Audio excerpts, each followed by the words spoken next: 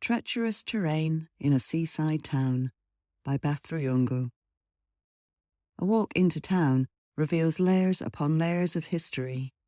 Only some are mine. The haar, a cold fog that rolls in from the sea and flattens everything to a muted dove grey, has finally lifted. The skylight by my bed faces south, and I see the treetops in the park across the road, poked awake by a finger of rosy light from the east. My two Bichon roommates aren't quite ready to start the day and bury noses into paws with sideways glances to see if I've taken the hint. With the girls fed and settled into their first nap of the day, I set out on a longer walk than the elderly dogs would enjoy. From the comfortable homes that crown the hill, the road slopes steeply down towards the centre of town.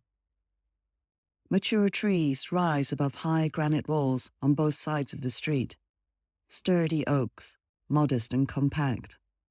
Dowager beeches with dark copper leaves, and tall arches and grey chiffon scarves pointing fingers at the regal Scots pines with dark firs arranged about elegant limbs. School is in session, people are at work, or they've retired behind their walls and well-tended hedges to attend to their own business. There's no one around.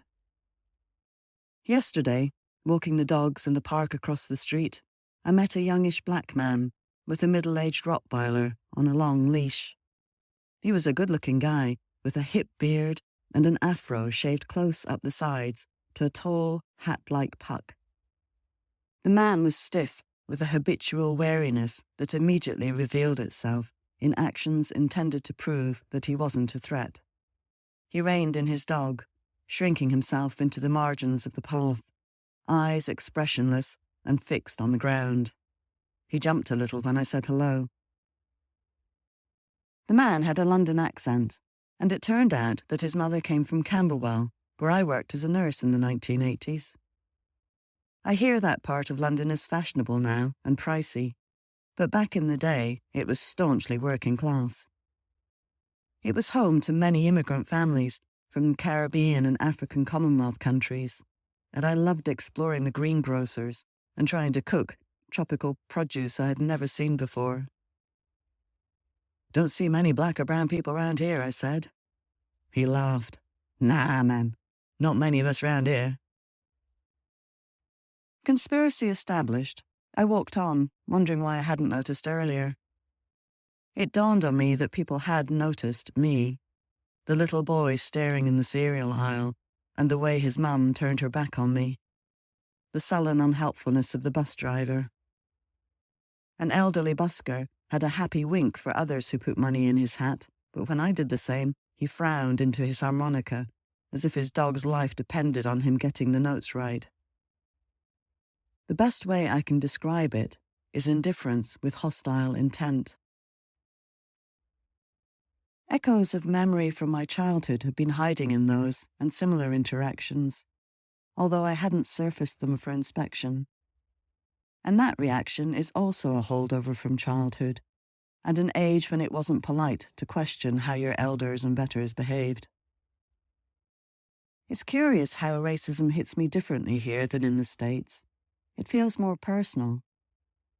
In a way, that makes sense. I'm not from America, so I can sidestep accusations that I don't belong. But in Scotland, where I was born and raised, the implications and alienation of "go back where you came from" are unavoidable. The sun feels warm on my face as I walk downhill. At intervals, gateways in the walls allow glimpses of fine sandstone houses and pretty gardens, the town below and the sea beyond. These must have been the McMansions of their day, grand houses built in the 19th century for upper management types looking for a pleasant view and an easy commute. I think of William Blake's 1810 poem, Jerusalem. "And did the countenance divine shine forth upon our clouded hills? And was Jerusalem builded here, among these dark satanic mills?" In Dundee, 5 miles away, The textile mills spun jute from India into burlap and sailcloth and choked the air with coal smoke and poverty. The fresh sea air blowing ashore here would have been welcome. At the bottom of the hill, I cross a broad sward of green parkland lined with pretty stone villas, and I duck under a single-track railway bridge that looks as though it belongs in a hobbyist's collection. Beyond, a row of seafront cottages crouches into the prevailing wind and overlooks the newest stretch of the Scottish Coastal Way, a walking and biking trail that will eventually go all the way around the coastline of mainland Scotland. With the rise in sea levels and extreme weather events, this section of the coastal trail has been incorporated into the town's flood protection scheme. Thick steel gates loiter against the long stone wall, ready to repel the next unwelcome storm surge. At the end of a gorgeous sweep of pale sand beach, Broughty Castle anchors the southwest corner of town. As Scottish castles go, this one looks unremarkable, with its rusting iron cannons and cheaply renovated drawbridge. Still, it has guarded the entrance to the Firth of Tay since the 15th century, and troops were stationed here to provide artillery defence as recently as the Second World War.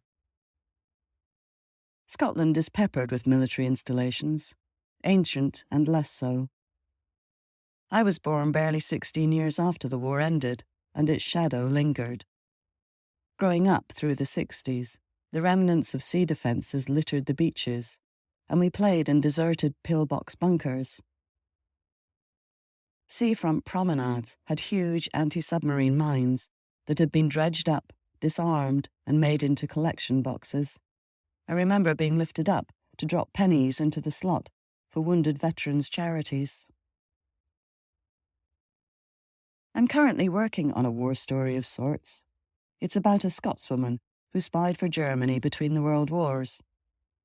As the Nazis were busy cranking out new fighter planes for the Luftwaffe, a Dundee hairdresser called Jessie Jordan scoped out military installations as future targets for them.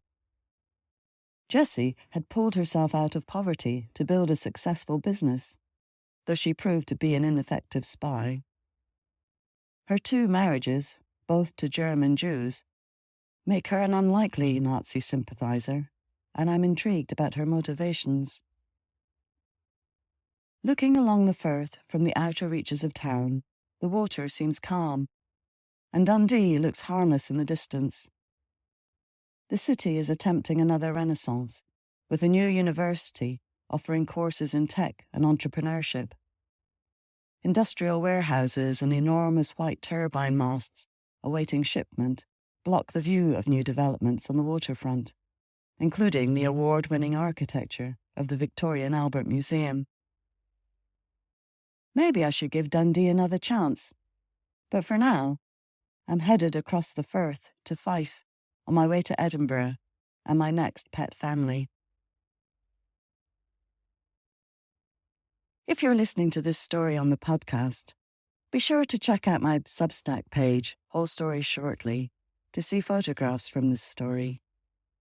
And while you're there, become a free or paid subscriber.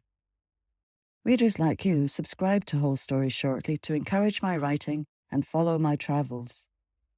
Paid subscribers provide the essential wherewithal to keep the wheels turning. So a special thank you to you. Your support cheers me like all butter shortbread with piping hot Earl Grey tea, and there's nothing better than that.